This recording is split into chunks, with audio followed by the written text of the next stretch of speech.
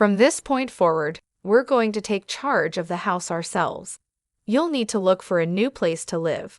My brother and his wife, with my mother's backing, are insisting I leave, viewing me as a hindrance. It's bewildering that they overlook the fact I've been footing the bill for our living expenses. Their lack of appreciation and respect astounds me. In response, I've resolved to take matters into my own hands. My name is Helen, and I'm a 35-year-old woman who moved back in with my parents after college.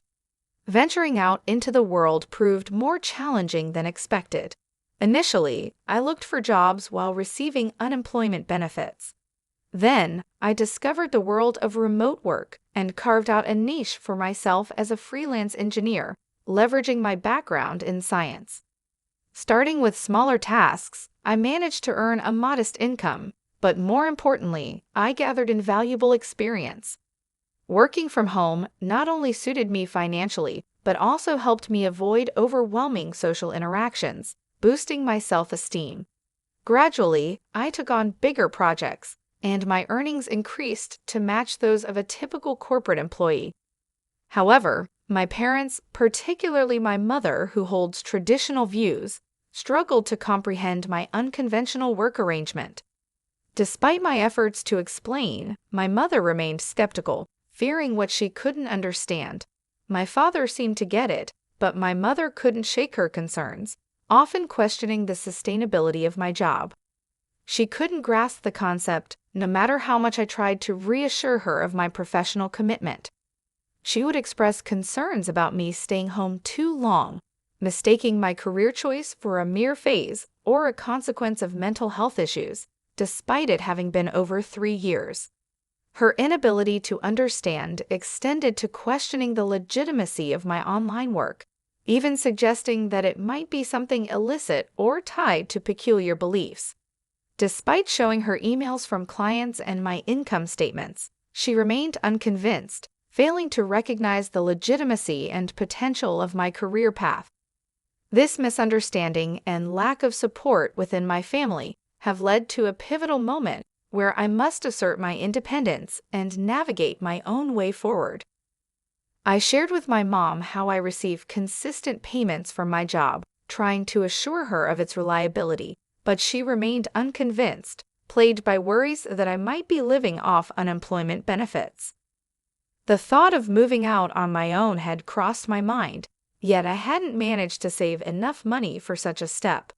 Around the same time, my dad's health took a turn for the worse, requiring nursing care after an early retirement that led to a decrease in our family's income. When I voiced my concerns, he comforted me, saying, "Oh, Helen, I have my pension. We'll manage." Given my mother's tendency to overspend, I couldn't help but question, "Are you sure we can make ends meet?" Nonetheless, we had to make do with what we had, our savings. Seeing my dad weary, possibly anxious about what lay ahead, weighed on me. He had always been there for me, supporting me through college and my return home due to mental health challenges. Leaving him in such a situation seemed unthinkable. My mom, too, was taken aback by my dad's sudden health issues. Wanting to give back and support my family, I decided to stay. "Don't worry, Dad. I've got this," I assured him. His surprised response, "Really? But can you really afford to?" pushed me to show him my bank account details, proving my financial stability. "Dad, I didn't realize you were doing so well," he admitted upon seeing my earnings. "Could you help out then?" "Of course," I replied. "You've supported me through so much. It's my turn to support us." This pledge led me to take on the household's financial responsibilities, covering everything from my father's medical expenses to daily living costs. I began transferring a set amount monthly to help with our expenses, and I created a new main credit card for my mom, adding her as an additional user since she previously relied on my dad's card. Both my dad and I tried to save as much as we could, encouraging my mom to do the same. Despite my efforts, my mom remained skeptical of my contribution and even suggested I should move out. My dad, recognizing the significance of my financial support, argued that without me, they'd face even greater difficulties. Reluctantly, my mom agreed to let me stay. While I continued my work and contributed at home, my mom took my help for granted and imposed stricter demands. "Can't you finish your chores faster?" she would ask. "Sorry, it's tough managing work and household tasks," I replied. She often doubted the difficulty of balancing both, leading to a growing strain in our relationship.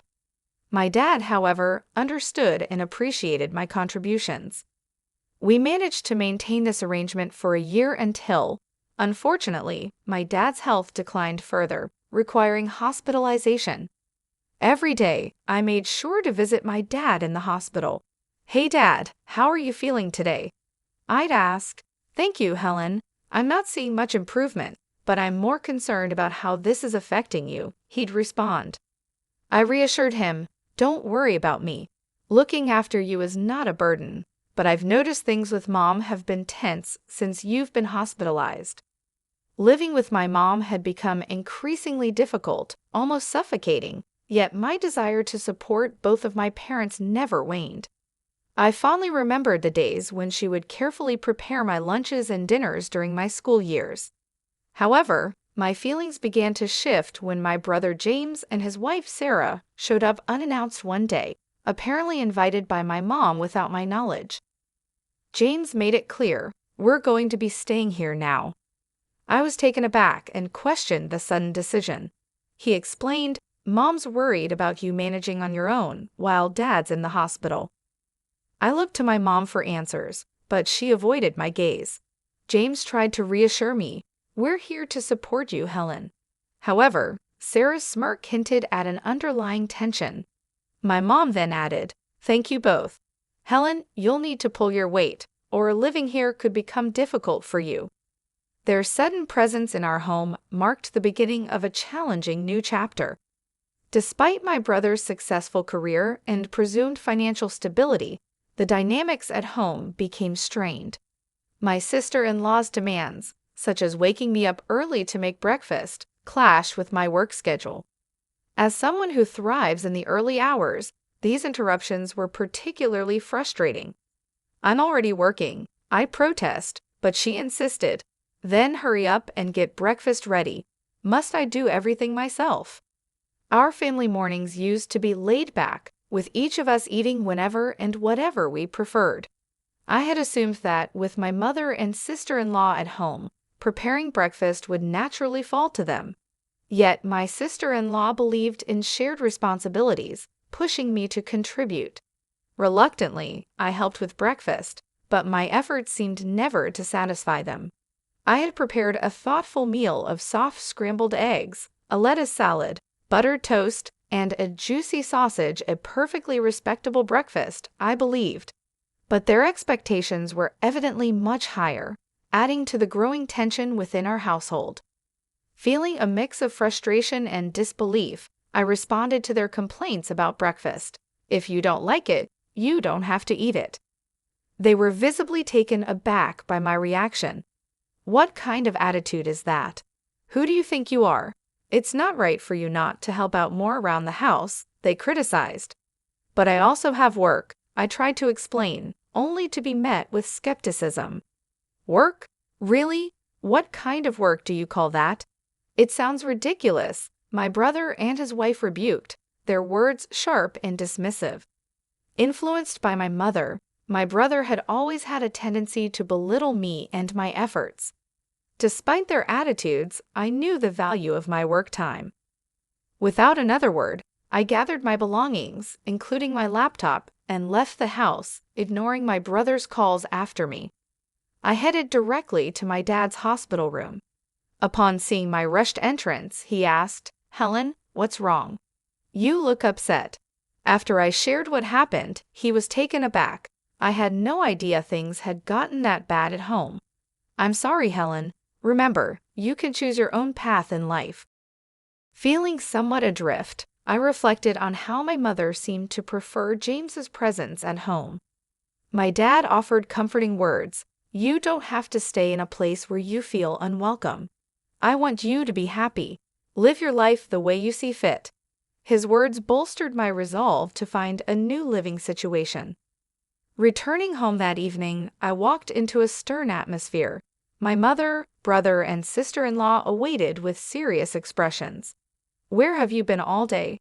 my brother demanded. "I thought you were at work." "I took the day off because of you," he claimed, which surprised me. Taking a day off so abruptly seemed quite irresponsible to me. As the confrontation escalated, my brother and his wife made their stance clear. "Get out," my brother stated. "Why?" I asked, confused. "From now on, the two of us will live here. If you're not willing to fit in, you should leave." "We don't need your help," they insisted, attempting to push me out of my own home. "That's enough, Helen. You don't need to be here, especially now that your father isn't at home," my mother added, siding with them. It seemed they all viewed me more as a nuisance than a contributing member of the family.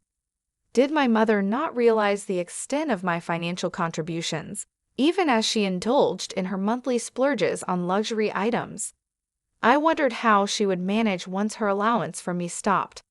Their disregard for my contributions and their decision to oust me from the house made it clear that it was time for me to carve out my own space, away from the familial tension and misunderstandings. My frustration reached its peak. Despite numerous attempts to explain my situation, my mother, brother, and sister-in-law continued to disregard my contributions. Pushed to my limits, I decided it was time for a strategic move, a sort of wake-up call for them. I discreetly transferred the funds from the bank account tied to my mother's credit card into another account under my control, curious to see her reaction when she found her card declined. Likewise, I reallocated some money from my father's account, which had been essential in supporting our household expenses. From then on, only his medical costs would be taken from this particular account, a detail my mother was not aware of. This shift placed a newfound financial pressure on my brother and his wife, challenging them to shoulder the burden I had hellied for so long. After setting my plan into motion, I packed up my life and announced, "I'm leaving this place." Their faces registered surprise at my declaration. Despite their continuous negative treatment, they hadn't expected me to actually make such a decisive move. However, their smirks seemed to suggest they found some pleasure in my departure. "You're finally leaving. There was never anyone as bothersome as you," they taunted, confident I wouldn't return. "Of course, I won't. And don't bother contacting me," I retorted. As I walked away, they were still smiling, but I wondered how long their amusement would last once reality set in. In my new sanctuary, I found peace and the space to fully dedicate myself to my work. Then, unexpectedly, my brother reached out, his voice laced with surprise and a hint of desperation. "I thought I made it clear not to contact me." "What's the matter?" I asked, not hiding my annoyance. "Oh, that? Well, we didn't know." "Why didn't you tell us?" He stumbled over his words. "I tried, remember? But my work and contributions were always dismissed," I reminded him. He tried to shift blame. "Well," Mom said, "and I guess I got confused." "That's not really my fault, is it?" "No, it's not. But now you're experiencing the financial strain. Mom's spending habits, coupled with the unpaid bills, it's all on you now. Managing all that was part of how I supported the household. Now that I'm gone, you'll need to figure it out," I explained calmly. The reality of their new financial responsibilities was a stark wake-up call for my brother. Without me to rely on, they were forced to confront the consequences of their actions and attitudes. This move wasn't about revenge. It was about asserting my worth and the value of my contributions, teaching them a lesson in respect and responsibility as I embarked on a path to personal and professional fulfillment. I was taken aback when my brother reached out for financial help. "I need you to transfer some money into my bank account," he pleaded urgently. I couldn't help but express my disbelief. "Are you serious? You work for a large company. Shouldn't that be enough?" That's when he dropped the bombshell. "Actually, I was let go from the job because of a major mistake I made." This revelation left me speechless. It seemed my brother had returned to our parents' home, under the assumption that it was financially secure, partly due to my father's retirement pension. I had long wanted to make it clear to him the critical role I played in keeping our family afloat financially. The thought of his surprise upon realizing that it was actually me who had been managing the household's finances, assuming they were stable, was ironically amusing. This surprise would soon extend to his wife and our mother as well. Soon after, my brother's wife joined the plea, "We really need your help. Our savings are running out." My mother chimed in with, "Your father is upset and won't be contributing to the household finances anymore. We're in a bind." But I had reached my limit. "I've supported you all more than enough. You're all capable of working, so it's time to support yourselves. I'll be cheering you on from afar," I responded, a mix of determination and resignation in my voice. A plea for reconsideration came through the phone, but I stood firm, distancing myself from my brother, his wife, and my mother. My father, too, found it difficult to go back to living with my mother, opting instead for legal advice and a new living arrangement. Thankfully, this allowed me to visit him daily, maintaining our bond. A friend filled me in on my family's current situation. My brother had downsized to a modest apartment, adopting a more frugal lifestyle. My mother, traditionally a homemaker, found adjusting to employment challenging, while my brother struggled to accept the perspectives of younger colleagues in his new part-time role, leading to short-lived employment. His wife became the Prisora breadwinner, working tirelessly until the burden became too great, prompting her departure. Now, reports suggest my brother and mother are working hard to make ends meet, though my mother's penchant for overspending continues, leading to accumulating debts. While I worry about their well-being, the distance I've put between us is a reminder of the boundaries I had to set for my own peace of mind and financial security. I've reached a point where providing further financial help isn't possible for me.